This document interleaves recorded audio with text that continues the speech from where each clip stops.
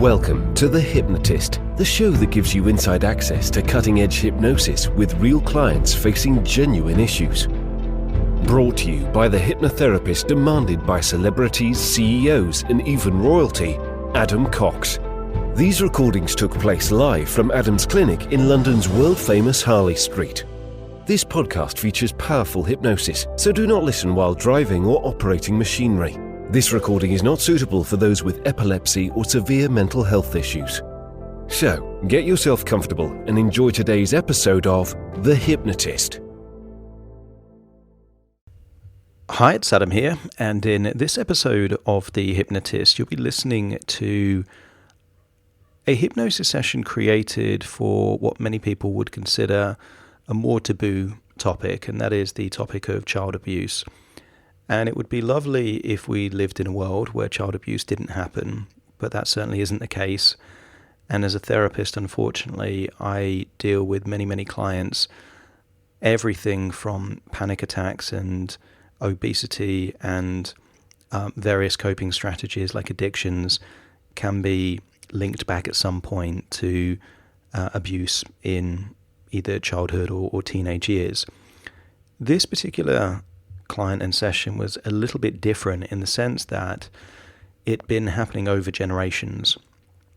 When you listen to the session, you'll get an understanding that this is literally 3 generations that we know of, and probably more, where the children in that particular family environment had no voice, quite often were not believed, quite often were sexually assaulted or raped and other things. And because of that, there is this kind of element of a cycle. When people grow up in an environment where they don't feel safe, they try and escape as quickly as they can. But quite often that leads them to escape to exactly the wrong type of person. And these things have a habit of replaying either similar roles but with different people, or similar situations over different generations. And that was certainly what had happened. With this particular client, they had been in a relationship, and the person they married sexually assaulted and raped their daughter. And they had a lot of guilt and a lot of shame attached to that. But what you're actually going to hear in this hypnosis session is quite an empowering session, because that guilt and that shame was not their guilt and shame to hold. Clearly it was the perpetrator, and they made decisions based on what they knew at the time and what they needed at that particular time. So there is a huge reframe in this session from guilt and shame to actually quite a heroic role that they were the first in a cycle of generational abuse to break that cycle, and to ensure that it didn't happen in the next generation. This isn't for the faint of heart. If you are triggered by these kind of topics, maybe it's better to skip this one. But at the same time, you might find that the fact that it was created for someone else does have an extra level of disassociation, so that perhaps if things have happened to you in the past that were undeserved and unwanted, you might be able to get some kind of insight or realization to help with your own healing and moving on.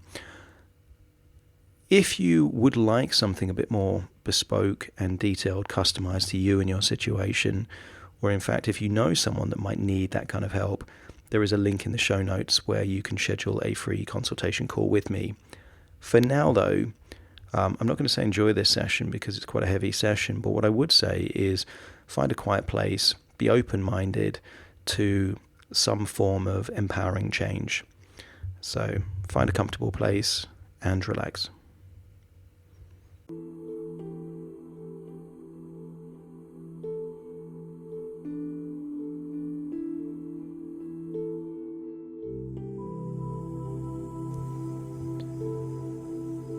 Take a deep breath in. As you breathe in a resourceful feeling of relaxation. And as you exhale, that's right, just allow your eyelids to close, feeling heavier and heavier. breathing in that resourceful feeling of relaxation, and as you exhale, just allow feelings of tension, stress, or worry to feel like it's leaving your body in your outward breath. That's it. Scan your body for any clues of tension. That might be a facial expression that isn't required. It might be muscles that are tight. And just feel like it's time to let go. Not just of the tension, but it's time to let go of an emotion you've been holding on to for way too long. As you breathe in and breathe out, I want you to get the sense that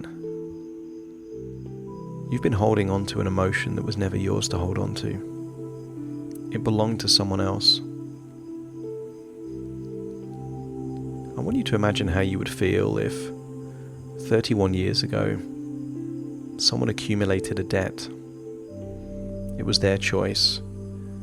It was their debt. But they ran away without paying the debt. And for 31 years, you've been paying back a debt that was never yours, and the interest just getting higher and higher. And now it's time to let go of that. To acknowledge that it was never yours. It was for someone else. And that actually, it wasn't a debt for you to hold, but a reward for you to be given for doing something very significant, for breaking a cycle that has been occurring perhaps over countless generations. As you breathe in and breathe out, I want you to imagine that there's a large inflatable bubble, and this bubble enables you to climb inside the bubble and go backwards and forwards in time. As you breathe in and breathe out, just release any feelings of tension, particularly around the neck and the shoulders. Feel more relaxed, and imagine this bubble is floating upwards. So you can see your life from above. You can see yourself beneath you. And just imagine that it's your imagination that's traveling back in time, not your physical body. So leave your physical body below. And I want you to go back several generations. I want you to go back to perhaps your grandmother's childhood. You might know where she was living, or you might not know the details, but I want you to get a sense that your imagination will fill in the gaps, that you can go all the way back in time, and you can imagine seeing a vulnerable child that needed love, that needed protection, that needed safety, but found that lacking. I want you to observe as there's perhaps a sweet, innocent child capable of so much, but being on the receiving end of unjustified pain, that vulnerability perhaps abused by other people. I want you to see a child that had to grow up quickly, that didn't have love as a child, so then sought out that love wherever it was offered. They had to do whatever they could to survive. I want you to see a scared but resourceful person. And sometimes when people go through those tough times, they have to become tough just to survive. And I want you to imagine that this child becomes a teenager, before long becomes a mother. But perhaps there was controversy, scandal, judgment attached to the birth of that child. And people have a way of dealing with different things in different ways. And imagine from a bubble, you're observing some of the conversations that took place during that pregnancy, after the pregnancy, in the early years. And I want you to get a sense that sometimes when people are holding on to difficult emotions, they deflect. They deflect and they give undeserved punishment and judgment, all the things they couldn't process in themselves. They're deflecting that onto someone or something else. Perhaps you can see the consequence of that on your mother. Still in your bubble, invisible to anyone else, but just witness some of the tough times that beautiful child would have had to have gone through. The one person that should have been there to protect her was the course of pain and punishment, criticism and judgment. That when she was going through tough times, she had no one to talk to, no one to protect her, no one to get help from. And imagine that child becomes older with all the trauma and belief systems, not feeling loved, not feeling worthy. And perhaps the first time that a man pays any kind of attention, like a flower needing water and sunshine, so desperate for that attention, that love, the status of finally being respected, being worthy, is willing to compromise so many other values, to look the other way, to pretend not to notice certain things. The people that she should have been able to ask for help or guidance or support weren't available. And I want you to see someone that lacked courage, lacked resourcefulness. I want you to see someone that decided to take the easy path, and then see that woman also become a mother.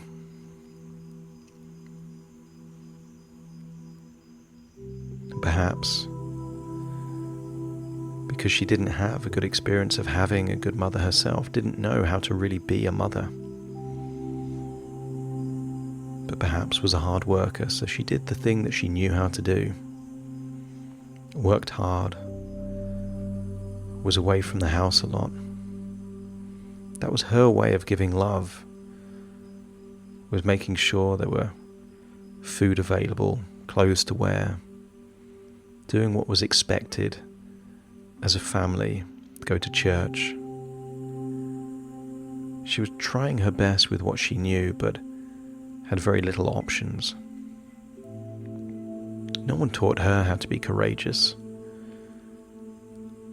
No one taught her to stand up for herself. There was a vulnerable woman, abused throughout her childhood, that didn't know what to do. And I want you to observe those things happening that shouldn't have happened. You're in a bubble, just watching what's happened. And I want you to see that small child had no way to protect themselves. The mother wasn't there to protect them. Perhaps the father was the perpetrator. There was just a vulnerable child being taken advantage of. There is no shame in that. You're not a victim, you are a survivor. And that survivor became strong. And that survivor, at some point, chose to make a choice to break a cycle, to break a pattern, that perhaps had been occurring generation after generation for maybe even centuries. That certain things are not okay, that certain things must be stopped. But this child also didn't have good role models as parents, so sought that protection in a father figure, sought refuge in another person, and then had that person take advantage. Again, just observe what happened. It's understandable. This is a person that did the best they could with what they knew. With all the resources they had at that point, they made the best choices possible. They had a desire to be protected, to be loved, but didn't have the frame of reference because they lacked role models to show them what good love looks like. But I want you to observe as you see a woman seemingly out of nowhere choosing to take more difficult paths. It would have been so easy to just repeat the cycle and have this woman abuse their daughter, but they didn't. They nurtured, supported, encouraged that daughter, enabling communication back and forth. I want you to observe a woman that the moment became aware that abuse was taking place, did things that would affect status, resources, practicalities, just did whatever was needed to be done to keep their daughter safe. As you breathe in and breathe out, you can observe a truth. You're seeing a woman not deserving of guilt or shame. You're seeing a warrior, full of courage, doing difficult things, becoming more resourceful, having options. You're seeing perhaps the first in centuries to break a generational cycle of abuse and trauma. The woman that you're seeing there, your younger self, is not the villain, but the hero. This is the person that you needed when you were a child. No one was there for you, so you became that person for your daughter. And I want you to see how that chain of events then impacted your daughter's life. Perhaps it led to someone creative, hardworking, someone that felt safe enough to be able to talk to their own mother, seeing a child that had a good relationship with their mother. And if through this lens you could acknowledge that sometimes good things come from bad moments, but that actually you're the courageous hero that broke that generational cycle, just let me know by nodding your head. I want you to imagine now that you're returning to the present, but you're returning to the present with a feeling that something has changed. Something powerful has changed, and that is that your identity of how you see yourself is changed. I want you to imagine that you are the generational hero, the courageous warrior. And as you process this journey of healing, you recognize the courageous warrior within you, armed with inner strength and resilience. You acknowledge that the decisions of the past do not define your worth or your future. And finally, you can release any guilt that no longer serves you. Just feel that weight lifting, letting go of that guilt. Like a protective shield, you prioritize the safety and well-being of those that you love above all else. You embrace the truth that you are a loving mother, capable of providing the care and protection that you yourself needed when you were a child. With each breath, you release any self-blame, recognizing that you were not responsible for the actions of another. And just as a phoenix rises from the ashes, you emerge from this experience wiser, stronger, and more resilient because of your courage. You forgive yourself for any perceived shortcomings, understanding that you did the best you could with the knowledge and resources that you had at the time. Nobody's perfect, but you took courageous decisions. Like a beacon of light, your love and dedication shine brightly. You are now a positive role model that perhaps you needed. You let go of any burden of responsibility, knowing that you've taken the necessary steps to become wiser, to break this generational cycle of abuse. That you are the hero in the story of your family tree. Embracing the power of self-compassion, you shower yourself with love and understanding, releasing any self-judgment. You are a beacon of hope and strength for your daughter. Even to this day, continuing to provide her with the love and support she needs to heal and thrive. And just as a mighty oak stands tall and unwavering, you remain steadfast in your commitment to your daughter's well-being.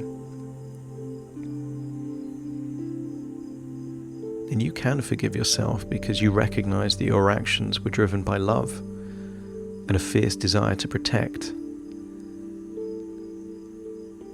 It was the wrong choice, but with the right intention. So you can release any feelings of guilt or regret. And like a river flowing with grace, you let go of the past, allowing healing and forgiveness to wash over you. Finding solace in the knowledge that you are not defined by the mistakes of others, and you have the power to create a powerful future that will ripple through all the generations that follow. Like a majestic lioness protecting her cub, you fiercely guarded your daughter's safety and happiness. And you draw upon your inner well of strength and resilience, knowing that you possess the power to overcome any challenges that come your way. And because of that, you have enormous evidence within your life that you are strong and resourceful and capable, able to see red flags that perhaps you missed in the past, meaning that if you choose to, you could now entertain the idea of a new relationship, a new companion, because you are wiser and more resourceful than you have ever been. Allow yourself to trust yourself once more, to accept that the past is the past. You've broken a cycle of trauma and abuse. And perhaps the final chapter needed to truly break that cycle of abuse is to forgive yourself fully and completely. And in doing so,